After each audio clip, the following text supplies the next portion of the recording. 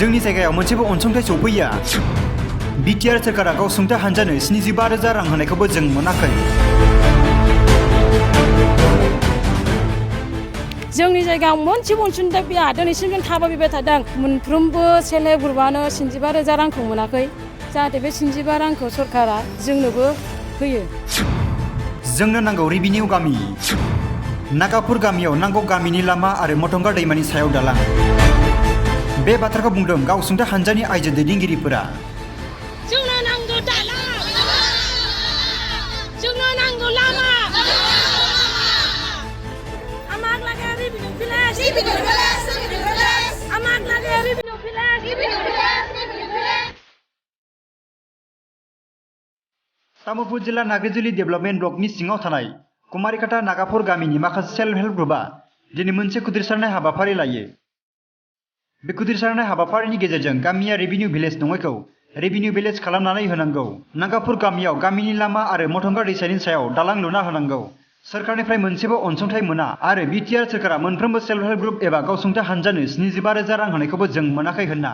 नागापुर गामिनि self help ग्रुपनिफ्राय आइजो दैदेनगिरिफ्रा खुदिरसारनायनि गेजेरजों ओरैबायदि बुङो।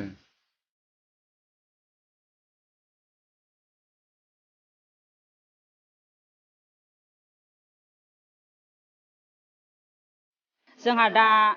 नागापुर जोंनि बेन्दों सिङाव थानाय रायजो राजाफ्रा जों बिमा माहारिफोर होनोबानो जों बिराद गोजांस्रिउनाय मोनो। नाथाय जों दिनै डिलिभारि केसफोरखौ जों लांनांगौबा जों नै जोंनि मथंगा दालां गैया आरो दै देरोबा जों दा दैज्लां समाव आसार सावनाव दै देरोबा जोङो दा जोबोद गोब्राब जायो जों लांनो। दा जोङो ओरै खावलि जानानै ओरै जों लावफाराजों जोङो नाग्रिजुलि लामाजोंसो लांनांगौ जायो। नोंथांमोना भट नांगौबा फैयो, भटनि थाखाय भट बिफैयो, जों होयो, जोंखौ बुङो नोंथांमोननो जों देरहाबा जों माबा मोनसे होगोन। जों दिनै थाबायगासिनो जों होगासिनो होयै होनानै जोङो मेंबोबायबो। जों दा माब्लाबा समाव जों रागाबो जोंनो ओंखारो जों रावखौबो होआ होननानै बुंनोबो लुगैयो जों। भट नांगौबाल' फैयो, भट मोनखांबाथाय दिल्लीयाव थांबा राबना राजा जाहैयो। बिनि थाखायनो जों रागा जोङो दा। नोंथांमोना एखायनो जोंनो एसे एनै अनसुंथाइखौ हर आरो दालांखौ जोंनो नांथारगौ। दालां आरो लामानि थाखाय जोंहा एकदम जोबोद माबा जानानै जेंना जानानै दङ। बिनि थाखायनो नोंथांमोना जोंखौ अनसुंथाइखौ हरनांगोन आरो नोंथांमोना मानगोनां नोंथांमोन नोंसोरखौ जोङो खावलायहरबाय थायो। आरो नोंथांमोना फैयोबा जों नोंथांमोनखौ जों सनमान लाखिनानै जोङो अनेक माबायावनो जोङो गिदिंफायो थाङो।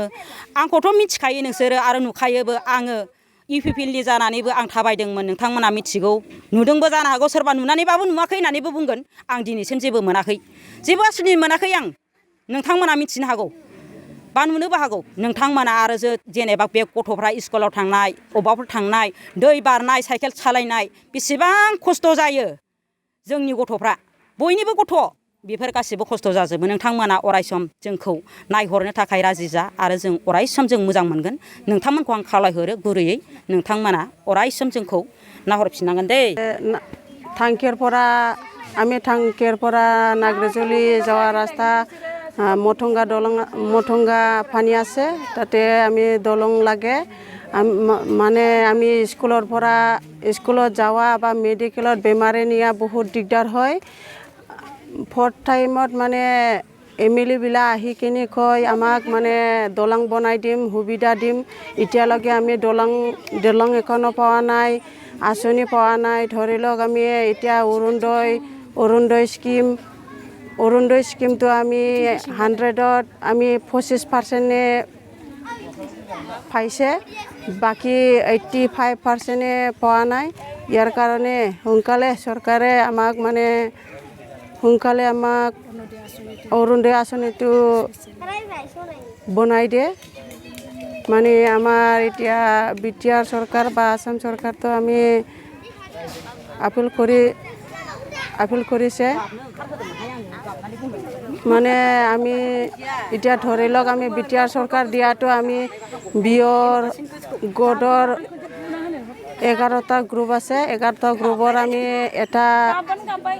এটা গ্ৰুপে পাইছে বাকীকেইটা পোৱা নাই আমি ব্লগৰ পৰা সুবিধা হ'লেও আমি পোৱা নাই অনুদান নহওক বা লোনে হওক আমি পোৱা নাই ইয়াৰ কাৰণে যদি সুবিধাবিলাক পাৱাহেঁতেন আমাৰ ৰেভিনিউ ভিলেজ নাই সুবিধাবিলাক নাপায় আমি কিবা কাম কৰিব বিচাৰিলে আমি মানে ওচৰত বেয়ংগুপুৰ চন্দ্ৰনগৰ এইবিলাক গাঁৱটো লৈ কিনিহে কাম কৰিব লাগে ইহঁতৰ মানে ৰেভিনিউ ভিলেজ হৈ কিনি আমাৰ নিজা কাম কৰি ল'ব পৰা নাই ইয়াৰ কাৰণে চৰকাৰে UPPL চৰকাৰ বা আসাম চৰকাৰে মানে আমাক মাটিটো সোনকালে বনাই দিয়ে আমাৰ কামটো নিজে নিজে কৰি ল'ব পাৰে সেইটো কৈ কিনি আৰু চৰকাৰটো আপিল কৰিছে এবাৰ খাইलें खुइलें जानानै जेनेबा नाग्रिजुलि समस्थियाव माखासे दरं गामिलाजों थाहैबाय माखासे जोंना नाग्रिजुलिजों थाहैबायथ' बेनिखाय जोंहा ओरैजाय BJP सरकारजों खावसे थांनांगौ जायो नालाय माखासे मालाय BJP सरकारानो लाखिजोबनाय जायो सुबिदाफोरखौ जि एसे एनै फैयो बेबो माने सोर सासेनो होख'नांगौ जायो नालाय मोननोनो थाङा आरो सुबिदाफोरखौ हमनानै ला दा जोंना सेल्फ हेल्प ग्रुपखौनो होनबाय सेल्फ हेल्प ग्रुपआव जों दिनैसिमबो सरकारनि माने अनसुंथाइखौनो मोनाखै माने दा हमनानै ला सेल्फ हेल्प ग्रुपआव जोंनो अनुदान होयो 25,000 अनुदान बेखौ जोंना बिअ मोनसेयाव 11टा दं आरो 11टायाव जोंना मोनथामल' मोनदों मोनथामखौ मोननानै दिनैसिम मोनाखै जोङो बोसोरथाम बोसोरब्रै जालांबाय ओमफ्राय ब्लकआव रायलायो जोङो जागोन जानानै फैगोन सरकारनि खामानिया थाब जाया होननानै बुंदों आरो खिन्थु जोंबो नेबाय थादों ओमफ्राय दिनैसिम मोननो थाङाखै बेनिफ्राय आरो हमनानै ला दा जोंनि BTR सरकार बे होनायाव जोंना 11टा ग्रुपनिफ्राय मोनसे ग्रुप मोननाय जादों बियो जुगामि बेखौ जोङो नाग्रिजुलि ब्लगै मोननाय जायाखै जोङो ओरैजाय तामुलपुर समस्थियैसो मोननाय जादों आरो बेबायदिहाय बेनिखायनो जाहाथे बांसिनानो जों ओरै BJPजों सोमोन्दो दं नालाय जेनेबा जोंनाथ' जोङो बर' एलेकाया UPPLआवनो सापर्ट दङ ओमफ्राय थेवबाबो जोङो BJPनि आन्दारावसो थानाय जायो बेनिखायनो जोङो अनसुंथाइफोरखौ एसे खमै मोनफैयो बेयो जायखिजाया माबायाव उसुबिदा जायो आरो दा हमनानै ला अरुनदयानो हम बा जब कार्डआनो हम बा माबा मोनसे खामानि फिसा फिसा खामानिफ्रानो माने बुरजा फैयोबा हमनानै ला 200टाफोर फैयोबा जोंनि बेयाव ओरैनो 25टाफोर गाहामल' फैयो 25टाखौ एफा बुरजा गामियावलाय बेसे गोलैनो जायो आरो दा अरुनदयखौ नोंथांमोननि गामियाव मोनगोन ना मोनाखै अरुनदयखौ मोननायाथ' मोनद्रायाखैबो नङा एसे एनै जेनेबा रान्दिफोरा मोनबाय ओमफ्राय बेंग्रा बेंग्रिफोरा बिफलिंगफोरा मोननाय जादों गोबाङानो मोनाखै माने गोबाङानो मोनाखै 100आव 25%आनो ल'सो मोनदों नैबे जोंनि रिगिरिगां बिअ नागापुर गामिनि रिगिरिगां बिअ आरो नाग्रिजुलि ब्लक PCDC नि बेन्दों सिङाव थानाय 2 नं कुमारकाटा PCDC निफ्राय जोङो जमा गासै रिगिरिगां बिअनिफ्राय जमा गासै जों ज' जानानै नैबेखौ जों खावलायो सरकारनिसिम आरो जोंनि नैबे जायगायावहाय मोनफ्रोमबो खामानिफ्रानो साफ्रोमबो दैदेनगिरिफ्रा गिदिर गोलावफ्रा बुङो फैनानै गोबां खोथा बुंफैयो मोजां खामानि मावगोन मोजां दैदेनलांगोन जोंनि थाखाय जोंखौ सापर्ट खालाम बुङो दिनैसिम जों सिगाङावबो जों गोबां सापर्ट होबोदोंमोन सापर्ट होनाय समावबो दिनैसिम बोसोरथामानो जाबाय जोंनि मुङाव जेबो मोनबो ग्रुपनि नामावबो मोनसेबो मुवा फैयाखै लोगोसे दालां लामा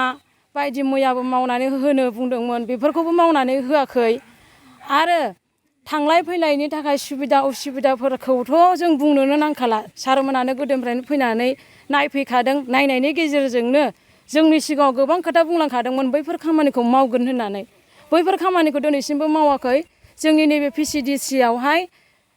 नंगौ सिगांनिफ्रायनो जों गुबुननि गामिफोरजोंसो हाबस'नानै थानानै सरकारिनि खामानिफोरखौ मोननो थांखायो दिनैसिमबो जोङो नागापुर गामियावहाय गामि मुं लानानै बबावबा साख्रिनि एप्लाइ खालामनो थांब्लाबो जों मोनखाया गुबुन खाथि खालायाव थानाय रेभिनिउ जायगानि बिंगुपुर बिष्णुपुरानो जाया मानो जों बै चन्द्रनगरानो जाया मानो बैसोरजों लाफानानैसो जों हाबना थानानैसो दिनै जोङो खामानिखौ मोननो थाङो दिनैसिम जों नागापुर गामियाव मोननो थाङा नाथाय मानो मोननो थाङा रेभिनिउ जायाखै बुङो होनबा जोंनाव मोनसे सार्टिफिकेट दं डिफरेस्ट मोननाय मोनसे सार्टिफिकेट दङ बे सार्टिफिकेटखौ लानानैबो जों दिनैसिम मोनाबा मानि थाखाय जायाखै जोंनि जायगाया बेखौ जोंनि रेभिनिउ भिलेजखौ जायगाखौ बानायनानै होनो थाखाय सरकारखौ खावलायनाय जाबाय आरो जों माब्लाबाबो गुबुन जायगानि गामिनि मानसिफोरजों जाहाथे बेबायदि हाबसननानै सरकारनि जब खामानिफोरखौ मोननाङा जाहाथे जोंनि गामिनि मुङैनो मोनथों बेखौ जों सरकारनिसिम खावलायहरबाय आरो बेफोरबायदिया इयुनावबो दाजाथों होननानै जों गोसोआव साननानै बेखिनि मानसिफ्रा जमा जादों नैबाव जमा जानानै ओंखारबोदों जोंनि नैबे दिनैनि 1 अक्ट'बर सानखालिनि साफाइ अभियानजों लोगोसे लाफानानै नैबे खोथाखौ जों मिडियानि गेजेरजों फोरमायबाय जोंनि जायगायाव मोनसेबो अनसुंथाइ फैया बेखौ आं बुङो आंल' नङा जों गासिबो जमा जानानै दिनै जों बुंबाय जोंनि जायगायाव मोनसेबो अनसुंथाइ फैया दिनैसिम जों थाबायबाय थादों जब कार्डआनो जा सोरबा माबा मोनसे सरकारि खामानियानो जा साख्रि आवला खामानि मावनो जा थांब्लाबो जों सोरबा खाथिनि गामिनि रेभिनिउ भिलेजनि डकुमेन्टस साइन लायनानैसो जों साख्रि मावनो गोनां जायो बेफोरखौ सरकारफ्रा खाथि खालायावनो मेरला सरकार मानसि दं बिसोरो जोंखौ मानो नायफिनाखै मा जोंनि जायगानि मानसिफ्रा मानसि नङा भट होनाय समाव जों भट होआखैमोन बिसोरो जोंखौ खावलायाखैमोन नामा ओरैबायदि भट होफै नोंथांमोना आइजोमोना आइमोन आफामोनहा जोंनियाव ओरैबायदियाव भट होफै ओरैबायदि खालामफै होननानै जोंखौ खावलायदोंमोन मोजां बुंदोंमोन जों लैहोर फैनानै खथ' मोनमारगोन खोमा लामाफ्राव मोजां जायो खोमा दालांफ्रा मोजां जायो खोमा थांलाय फैलाय हान्था मेलानि थाखाय गारि मथर खारनो थांनाय लामाफोराबो मोजां जायो खोमा स्कुलफोराबो मोजां जायो खोमा साननानै जों खथ' मोजां खालामबोदोंमोन 100आव 90% बाबो जों भट होबोदोंमोन जोंनि जायगानिफ्राय दिनैसिम जोंनि जायगायाव जेबो भटआनो माबायानो गैया अनसुंथायानो सरकारनि अनसुंथायानो गैया बिनि थाखाय जोङो नैबे जोंनि नाग्रिजुलि डेभेलपमेन्ट ब्लकनि सिङाव थानाय 2 नं पुबकुमारकाटा प्राइमारिनि सिङाव थानाय नागापुर गामिनि रिगि रिगां बिअनिफ्राय जमा जानानै सरकारनिसिम बेखौनो खावलायो जाहाथे जोंनि जायगाया रेभिनिउ भिलेज जानांगौ नागापुर मुङाव आरो जोंनि खाथि खालायाव थानाय रेभिनिउ भिलेजनि जायगानिजों माब्लाबाबो जोङो थांनाङा आरो बैफोर माबा मोनसे सरकारि जबब्लाबो गुबुननि गामिखौ जों हायार लानाङा आरो सरकारि जब मावनोबाबो जों सरकारि माबा मोनसे खामानि मावनांगौब्लाबो डकुमेन्टस फैनांगौबाबो जों बैसोरखौ रेकेटआव लाफानांगौनि गोनांथि जाया बेखौ जाहाथे सरकारा जोंनो मावनानै होयो थाबैनो मावनानै होथों बेखौनो जों नैबे रिगि रिगां बिअनिफ्राय नागापुर गामिनि रिगि रिगां बिअनिफ्राय बेखौनो सारमोननिसिम खावलायबाय जाहाथे मोनफ्रोमबो उसुबिदाफोरखौ थाबैनो सारमोना सुफुंथों आं नैबे रिगि रिगां बिअनिफ्राय बेखौनो मिडियानि गेजेरजों सारमोनखौ खावलायहरनाय जाबाय खावलायो खोनानो मोन्दों 75,000 रांखौ मोनफ्रोमबो सेल्फ हेल्प ग्रुपआवनो होबोबाय थादों दा जोंनि नैबे नागापुर बिअ रिगि रिगां बिअआवहाय